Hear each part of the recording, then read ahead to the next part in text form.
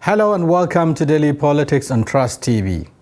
On this program, we discuss issues around politics, policy, and governance. I am Shafiu Suleiman. The National Police Council has officially confirmed Kayode Ebitokun's position as the substantive Inspector General of Police. IGP Ebitokun had assumed office in June 2023 following his appointment in acting capacity by President Bola Ahmed Tinubu upon the retirement of the previous Inspector General of Police Usman Algali Baba. The National Police Council meeting, which was presided over by the President, had in attendance members of the Federal Executive Council, governors from across the 36 states, the Police Service Commission Chairman, among other dignitaries.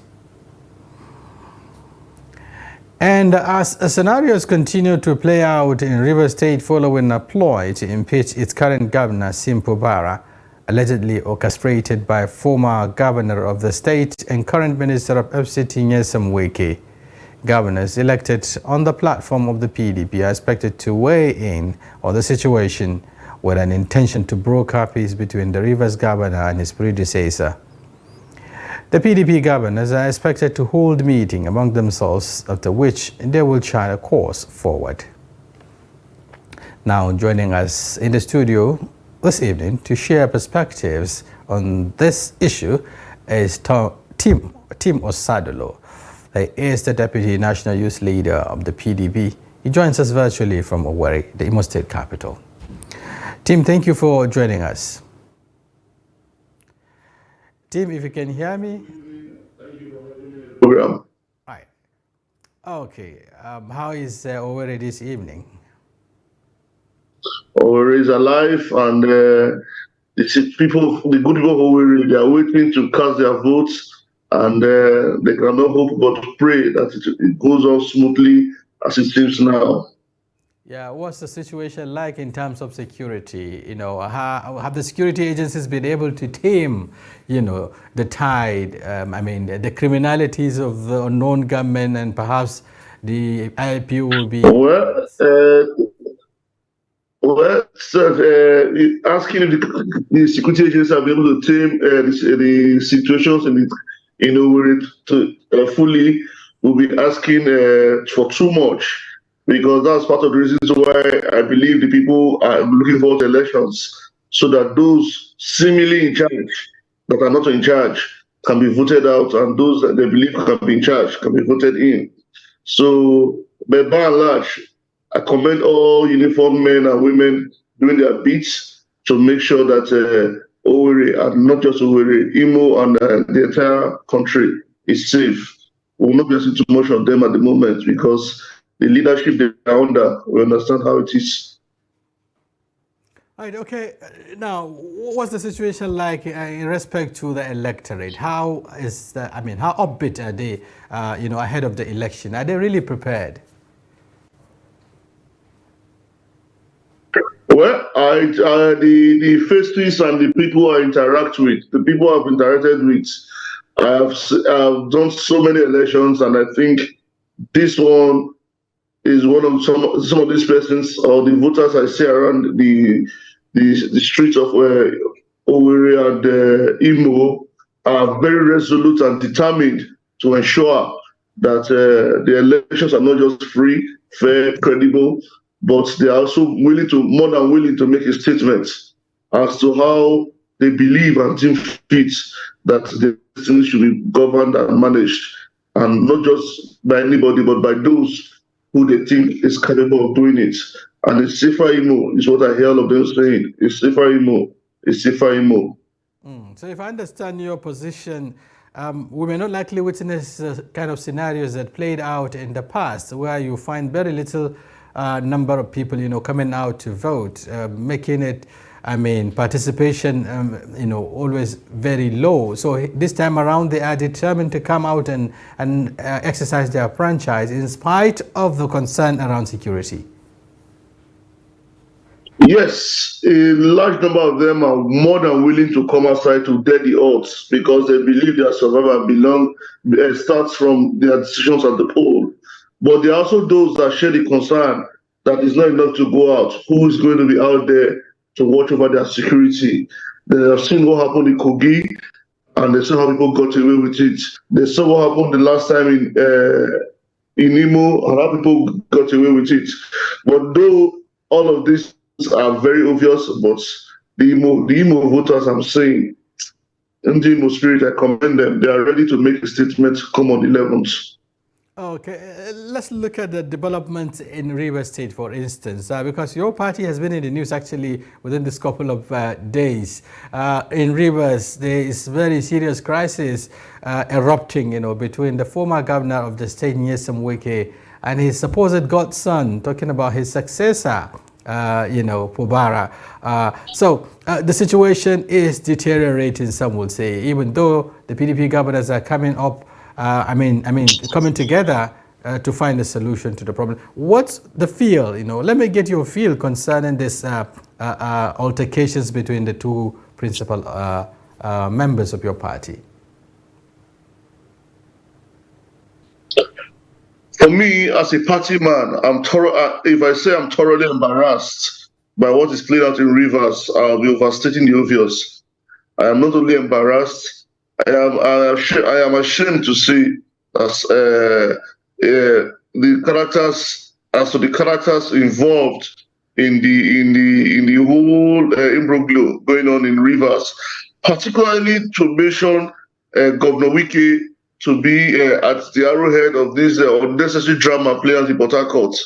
For crying out loud, this is a man who providence, fortune, and nature has more than given his fair share in life and in everything that he has ever pursued or aspired for. He was a man who was fortunate to be local government chairman, who was fortunate to become secretary to state government and be chief of staff, and later on junior minister of state. Later on became governor for 8 years of one of the most powerful states in the Federal Republic of Nigeria. Now you have handed over. It's like a man giving another person a goat and say, I gift you this goat. Meanwhile, you're still holding onto the rope which the goat is being tied by the neck. That is not a gift. It's a great gift. The Governor Nyesom Wike should be ashamed that his name is even mentioned in something like this. I would think that he will be a statesman. He will play the elderly role, or he will play the role that God and nature and providence and Nigerians have given to him as a former governor, as a statesman, or even as a minister now, even though he has said he didn't want to be a minister again from the states, but now he's a minister from Rivers State. He should learn to respect constitutional authorities. When he was governor, there were ministers from Rivers State. I'm not sure they gave him this trouble. I'm not sure anyone put pressure on him as to who to hire, fire, or appoint or not to appoint. So it's embarrassing that the governor is now crying out after less than 5 months that he cannot breathe because Governor Wike is having a fit of emotions. Man, it's not something that's it's not something that should go down well with any man or woman of good conscience. It's unconscionable. You are a minister in the Federal Republic, a minister of FCT. You still want to be the de facto governor of Rivers State, and to think that a man that has gone through the ranks, through civil service and all of that, to become attorney general and now governor cannot take decisions independently by himself. It's embarrassing. Yeah, it's embarrassing. Yeah. I think Governor Wike should be called to order. The most disturbing thing, my brother, is this. If you saw the tear gas cannon or the water this that was being poured on the governor, I don't know. That should be the first assignment of this new IG that was confirmed today. I'm sure I'm not privileged to the discussions in that security in that chambers today. But I'm sure the governor would have narrated first-hand his experience as was relayed to Nigerians through the TV stations and social media groups. The truth is this: if the governor is the chief executive officer, chief security officer of the state, I don't see where a postman under the instruction of the commissioner of police will open tear gas canister on a sitting elected governor of a state. You will not pour water hose on the governor. You will not try to stampede the governor, not a councillor. not any other normal Nigerian, an elected governor with a full immunity.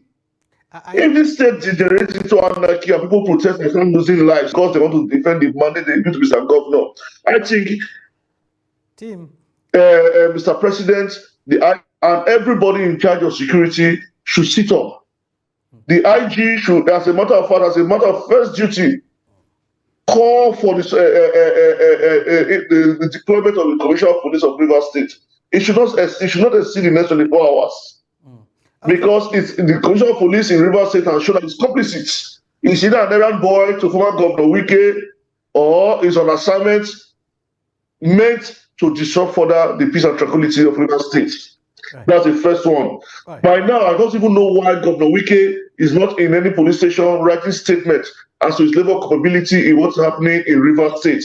Is it until Rivers losing lives that they will not call for Governor Wike to come and give statements as to his level of capability and to be cautioned? Rivers degenerate into a war zone or a mini Sudan before we now start inviting Governor Wike to and calling to order. Let the authorities that have made former Governor Wike a monster be able to tame him. He is doing what he's doing because he thinks he has direct access to Aso Rock. That is why Aso Rock should be the one that have created, having been the one that have made him a monster or a mini monster that he wants to portray himself now. They should be the one to call him to order, and they should be the one taming him. And how do they do that? The IG should start asking him questions. The Director General of the State Security Service should start asking him questions. And he should be made to know the implications of what the Game of Thrones he wants to play in Rivers State. He can see from the reactions in the last 24 hours or 46 hours that Rivers people are saying no to Godfatherism. Just the way Godfatherism was rejected in Edo, it is being rejected in Rivers State. And the era of Godfathers are gone.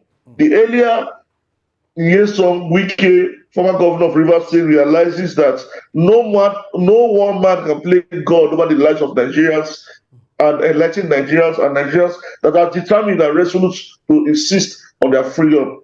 Then, until such a time, right. I don't believe Wike should be allowed to keep on at what he's doing. Right, Tim, you talk about calling Governor Nyesom Wike to order. I mean, with particular reference to President Bola Ahmed Tinubu, but then there is also this intervention, if you like, by PDP governors. They're meeting perhaps to find a resolution around this crisis. Do you think they have the capacity, to handle the situation, more so looking at the fact that Governor Wike is neither here nor there in respect to, even allegiance to the party? Do you think they have anything to offer? With this, I want to salute the brain behind the meeting of the PDP Governors Forum. But this issue is not only a PDP Governors Forum issue. The Nigerian Governors Forum should actually meet over this issue, because an injury to one is an injury to all. Today is Governor Sim Fubara of Rivers State, who is of the PDP family. Tomorrow, parties will change at the presidential level and can become any governor. He can be governor of Gombe, he can be governor of Yobe, he can be governor of any state in this country. And one commissioner of police under the instruction of one sin god, or allegedly supposed to super Nigeria, will start embarrassing the sitting governor. Yes, the PDP governors, the matter of fact, have every right to do what they are doing. But it should be a matter of the Nigerian Governors Forum. The Nigerian Governors Forum should be first and foremost at the forefront of this, at the vanguard for calling Governor Nyesom Wike to order. Because at the end of the day, the man that is being slighted and being embarrassed is a governor who is a member of the Nigerian Governors Forum. Agreed is a member of the PDP Governors Forum. I want to commend the PDP Governors Forum for taking up the initiative, but I don't want them to stop there. And I want all of them to relocate to Port Harcourt, if possible, and show solidarity and show strength to their brother governor, and say, yes, Simara, it's your turn today. Today we'll stand with you, because we don't want you to become any other person's turn tomorrow. An evil is an evil. So as it's growing and it's cropping up, it should be nipped in the bud. And that's why collectively the Nigerian Governors Forum should address this issue. The PDP Governors Forum that have already taken initiative, they should see to a logical end. They should not just end at a meeting and issue communicate. They should all locate down to Port and show solidarity and show strength and show camaraderie and show to all the whole world that one for all for one, and that nothing God in the name of one Godfather, minister or super minister or heavenly minister or Asodok minister should be able to intimidate a governor elected freely by the people and with the mandate of the people. Nobody should be so empowered. Nobody should be so empowered to embarrass an elected executive governor of any states. Yeah. But what do you make up with the reaction of the governor, talking about Sim Fubara now? Trying to get rid of people who are said to be loyal to his predecessor. Now, I mean, sacking, cabinet members, aides and so on and so forth that have some level of allegiance or support for the former governor. Do you think that's the right thing to do? He who has the power to hire by law has the power to fire. If it's the one that first hired them under whatever guise or pretext or under which conditions, and he has not tried to fire them, so be it. None of them, if I can remember, I wrote any exam and came out first, and I said because they took first, that's why they were appointed in the first instance ab initio. So if they didn't come out, if they didn't write any exam to take first, and they are not asked to go back home to make room for other persons or other Nigerians who also qualified eminently to serve in that capacity. I'm sure the governor has his security report. I'm sure he has his political reasons. I'm sure he also has his economic reasons why he's taking those decisions. His commander, his chief secretary of the state, his chief executive officer of the state, is the one saddled the responsibility and the mandate to make the lives of the rivers people better. If at every point in time he feels these people have become cobweb-headed and he needs to brush those cobwebs off and have a breath of fresh air, I'm sure he has every right to do so. More especially so if they have now become snakes in his pockets in the name of undue allegiance, not longer to the state or the government of the state, but to tin gods and godfathers outside the purview of the state. I'm sure he's doing the right thing. In fact, I would have been angry if he has not done such a thing by now, because survival of his government is inherent upon him just as much as the survival of the people he leads. Okay, finally, before we leave that issue, do you have confidence in President Bola Ahmed Tinubu, doing the needful now, calling former Governor Wike to order, looking at the new romance, if you like, between these two leaders? Wike seems to have assimilated, or rather get fully, involved in the affairs of the Tinubu government, and perhaps, being seen as one of that is very close, to the corridors of power.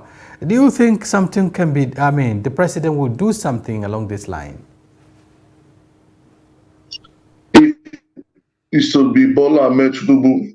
If my own name is to be Bola Ahmed Tinubu, having gone through the Chicago scandal, the supposed FBI scandals, suppose drug scandals and all of that, and the electoral scandals that have gone through. My name was Ahmed Bola Ahmed Tinubu. I will dedicate the remaining days of my life to doing everything that is credible and commendable by Nigerians and all men of goodwill across the globe, as a testament to the fact that I might have made a mistake, but I'm willing to change.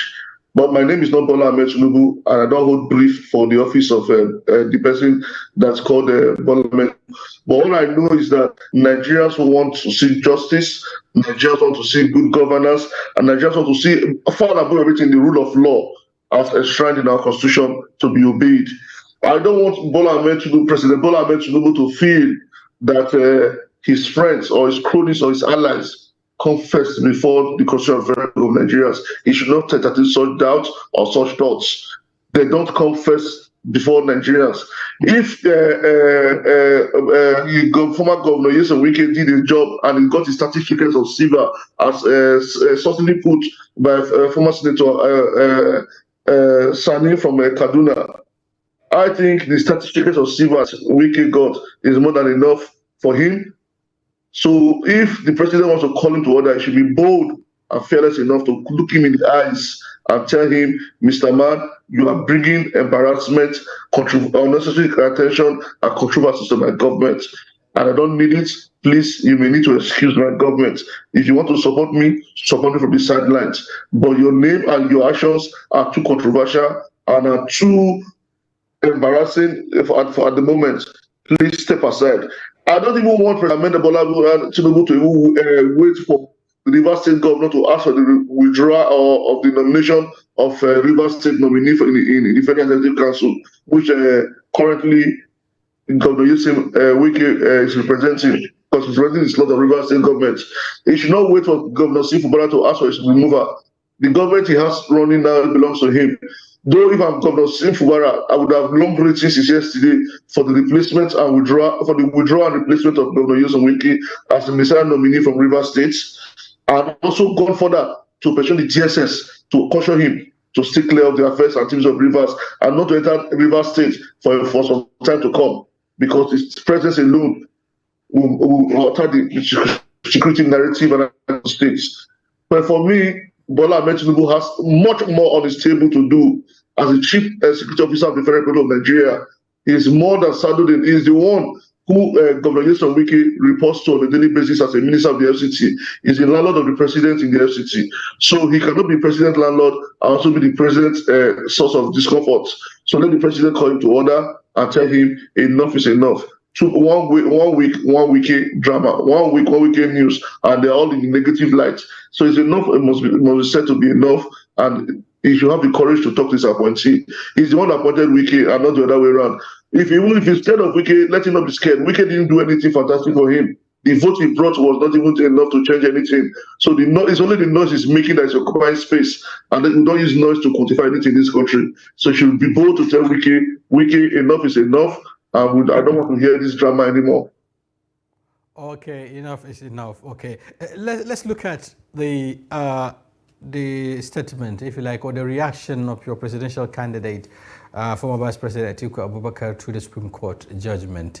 It has begun to, generate reactions from the ruling party, which accuse him of nursing an inordinate ambition to become president, and whatever is done, if it is not in his favor, he doesn't see it as justice. It is either his way or the highway, as they call it. Why is this happening?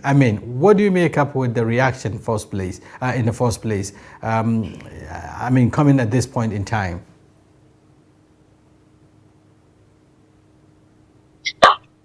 Well, I listened to the speech he gave. I read a draft copy of it.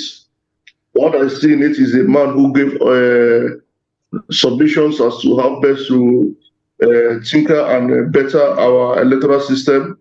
He offered valid advice and suggestions for consideration to the National Assembly in the amendment of our electoral processes.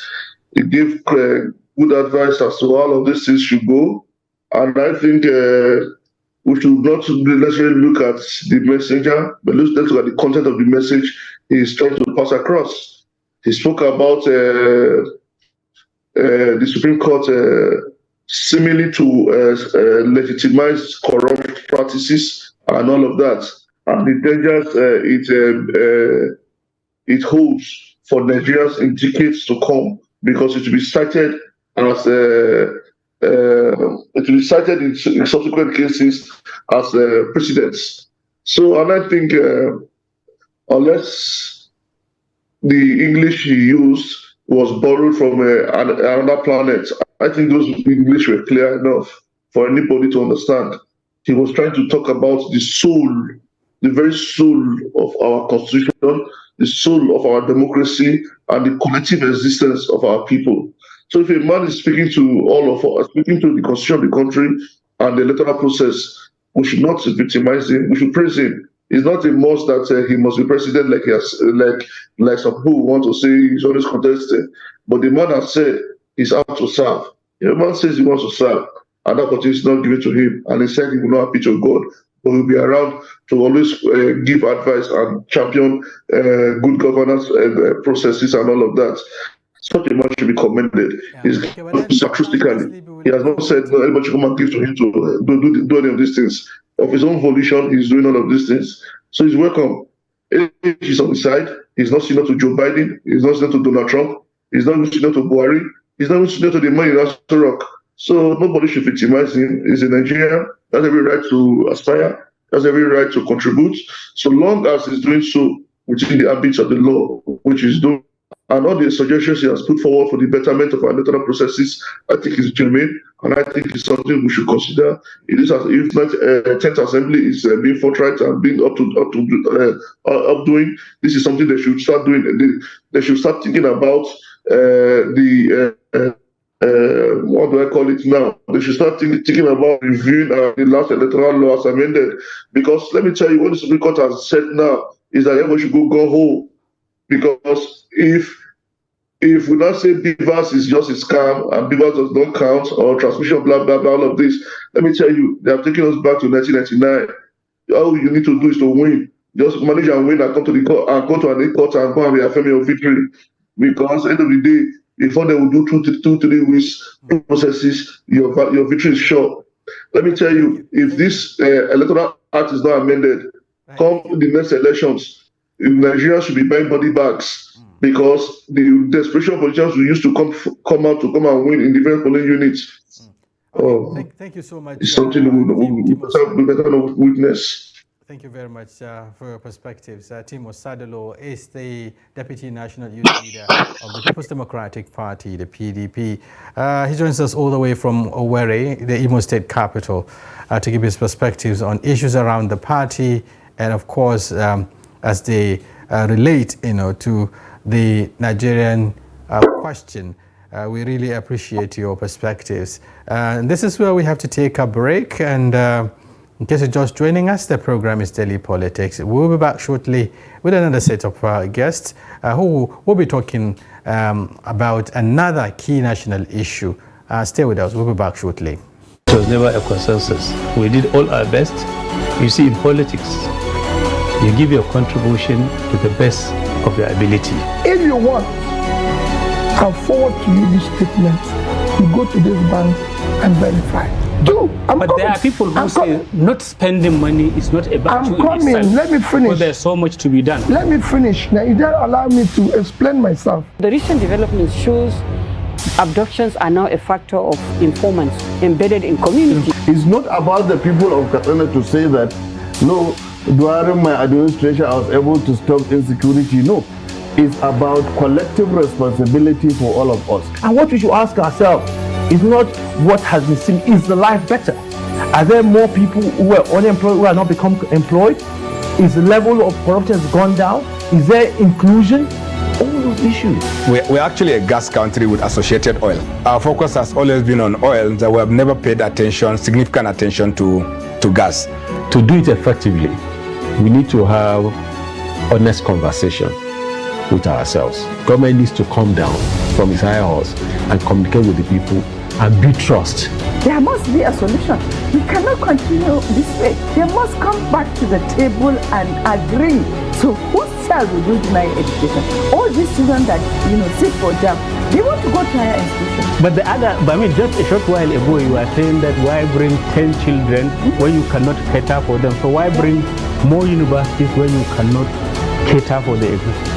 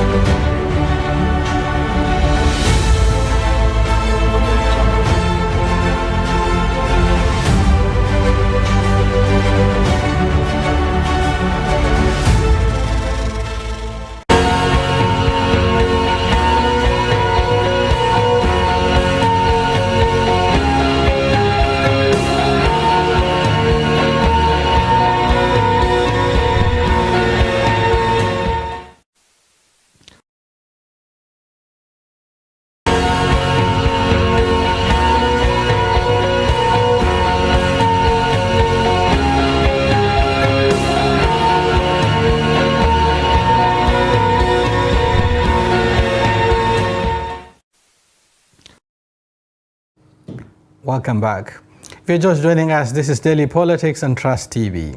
do well to follow us across all our social platforms and also watch us live on YouTube.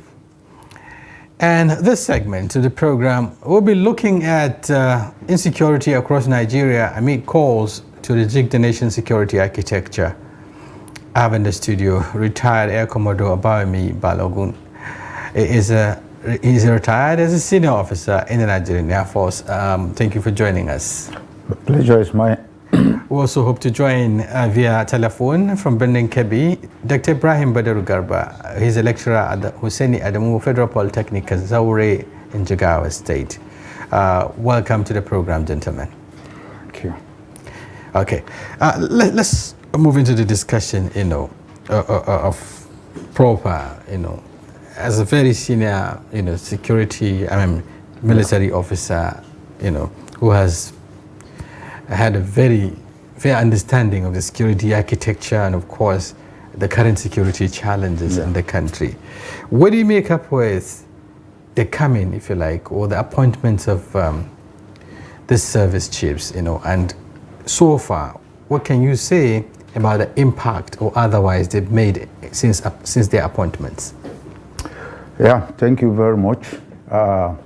Normally in Nigeria, once you have a change of political leadership, you will definitely have a change of the military.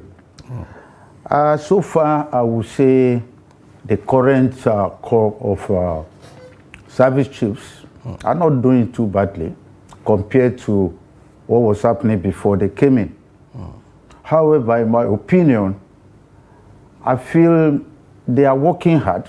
They are working very hard, but we could achieve more if they choose to work smarter. Okay. Now, working smarter for me is using all the available resources that is within their disposal to get the job done on time. Okay. Because I've had several people say the solution is to recruit more soldiers, the solution is to get more boots on the ground. Yeah, more boots on the ground. You need to get more equipment. But I think if we choose to look at what we have, I left the service about 8 years plus now. But I still maintain constant relation with the people in the armed forces, and I have an idea of what we have on ground, both the boots and the equipment. All right. I must say that I fought the wars in Sierra Leone and Liberia, and the equipment that we had then will be like about 20% of what we have now. What happened? Is it that we're getting out of stock, or is it that there hasn't been investment, sustainable investment in getting these needed equipment? It's not the equipment alone. Yeah, equipment is part of it, because if you go to the farm and you don't have the right tools to work, you will stay there forever. But then I still insist that with a better usage of what you have, we should be doing better than terrorists and bandits terrorizing us everywhere. I think we have what it takes to start winning if we choose to think deep and work smartly. Because I like to use this example. Hamas and Israel fighting now. Yeah. What Hamas did, October 7th, they launched that attack, is unprecedented. Over the years, Israel had become invisible to the Arabs. But what did they do? The Hamas went and sat and thought, what's the enemy? What do they have? Sun Tzu says, know your enemy and know thyself, and you can win every battle. So they studied Israel. Yes, they have the Iron Dome. What are the weaknesses of the Iron Dome? What else can we do? They cash in the lapses now. Yeah. And then they thought and said, okay, will we overwhelm the Iron Dome? It has the limitations. So they thought. So I feel if we think deep and use what we have, I know what we have, we can do better. But it appears, the enemies here, the non-state actors are getting ahead, in terms of the unprecedented attacks, sustainable attacks, for instance. You find out that in some cases, they will overrun a school, or they will attack a school, an institution, come back after a week, do the same attack, come back after another week, stage the same attack. So what exactly are we doing in terms of getting ahead? Is it to say that, what's the direction? Has there been any change in direction compared to what we have before this new architecture? Okay, I think I will have to be very frank now. What I think, I still maintain that we are not working smart enough because bandits are everywhere, kidnappers are everywhere. Now, each threat should have a different approach to the next. Now you have insurgency in the northeast, banditry in the northwest, militancy down there, kidnappers everywhere. Each threat, we must sit down and look at it and look at the means of thwarting that threat. If we just take one solution that covers all, you can't get it. Now, why I say we still need to think smarter is that those bandits, we have an idea of where they are. We should not ever allow them to come to us. We have technology that will make you see any bandit in this country if you choose to use it well. The Air Force used to have them. Even if they are down, you just need to reactivate them. And you watch these bandits, and wherever they go, you tail them. So it's not a job that you just go to war and come back home, then the guys come back. No, it's something you continue until they say we are surrendering. Yeah, even though some would say it's a non-conventional, it's not a conventional situation. But let me go to Dr. Ibrahim Badaru Garba, who joins us on phone. Dr. Ibrahim Badaru, I understand you have a very fair understanding of the situation, especially in the volatile states of the Northwest, talking about Katsina, Zamfara, Kebbi, Sokoto, Kaduna, and the rest of them. Can you give us a sense of what is happening right now? Has there been any change since the new architecture came on board? Yes, good evening, listeners. First of all, I want to correct the name. My name is Dr. Abdulaziz Ibrahim Badaru. And as you said, I'm a resident of the Northwest. I am an individual of Katsina State working in Jigawa State, and right now attending a program in Kebbi State, which means I traverse the Northwest and have known the problem of this insecurity that bedevils the area. You see, you said, is there any change? Yes, there are changes because the political will has changed in Katsina State. It's obvious that we all knew that the Katsina State government has launched the Community Watch, which is a security outfit owned by the state, and the commitment of the governor of the state shows that he is really all out for this insecurity to come to an end. And that brings the questions of, are they more equipped than the Nigerian army or the Nigerian police? Because within the shortest period of time this outfit was launched, there are drastic change. Let me tell you the truth. I have to migrate from my place of residence to a more safer area with the whole of my family. But as I'm telling you now, people are returning back to their normal places of residence, which means what is needed is the morale, boost the morale of people to feel that they can do it. Because the common conventional security outfit proves to have failed, because we find out there are army and police checkpoints all over the area, and still these things didn't change. So the number of abductions in the Northwest, especially in the State, have drastically reduced. So I'm sure if there will be collaboration between the state governments of these states and a teamwork, I'm sure this thing will be a thing of the past as soon as possible. So it's not a matter of equipment, it's not a matter of smartness, but the matter of willingness by these state governments. We should identify who are the stakeholders and what are the interests.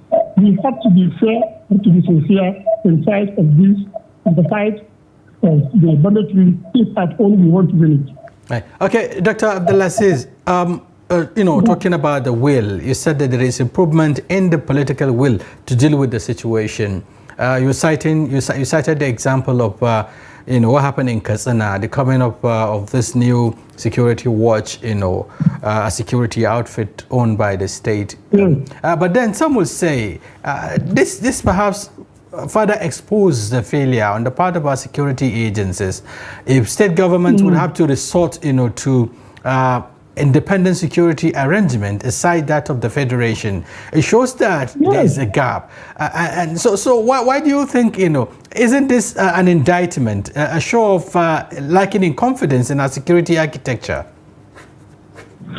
You see, we don't have the confidence because if you are to weigh the content, the availability of equipment needed to fight insurgency or banditry in the Northwest, we found out that the little so far invested by the government, it's only a matter of 70 cars, 700 motorcycles, and only 1,400 trained men who were only trained for weeks or for months.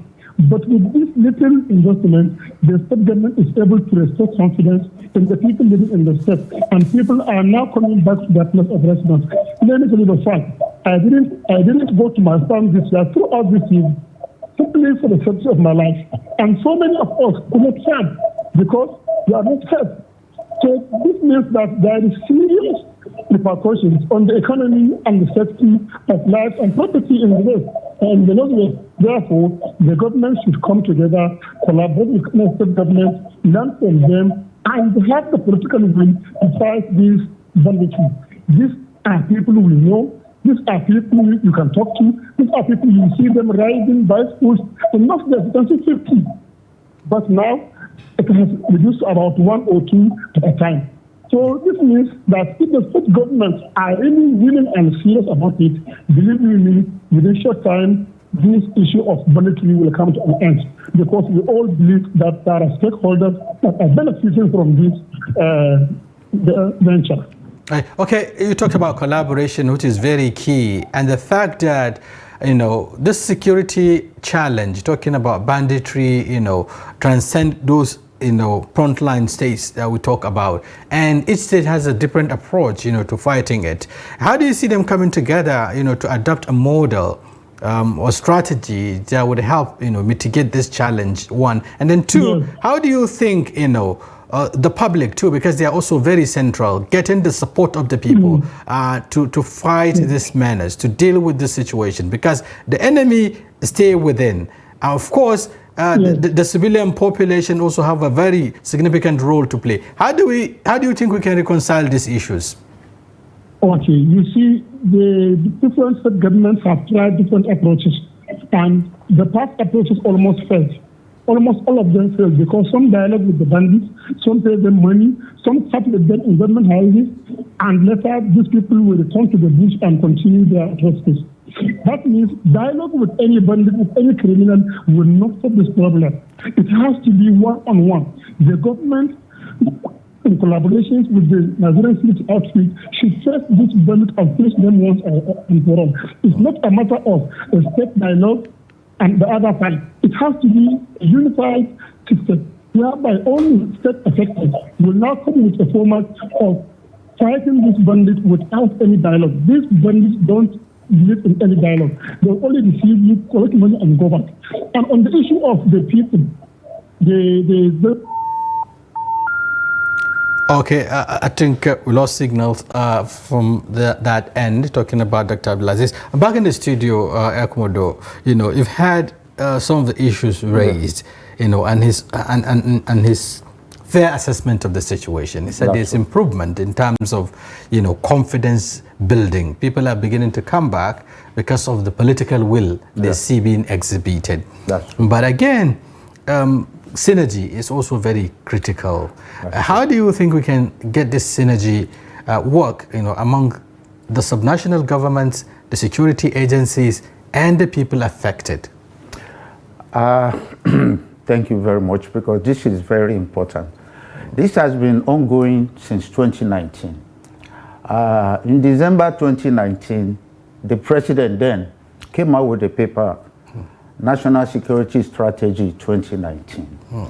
And what that document calls for is an all-inclusive approach, the whole of a nation approach to fighting insecurity generally. And it stated that it's not going to be at the federal level only.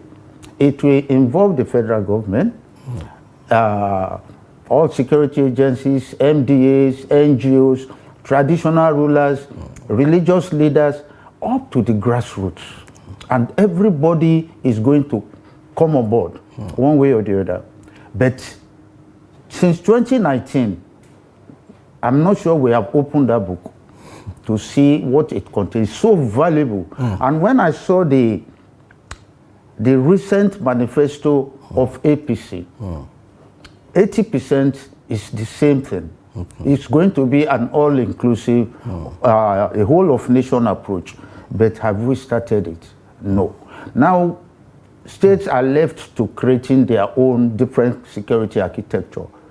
It won't work unless you bring everybody on board.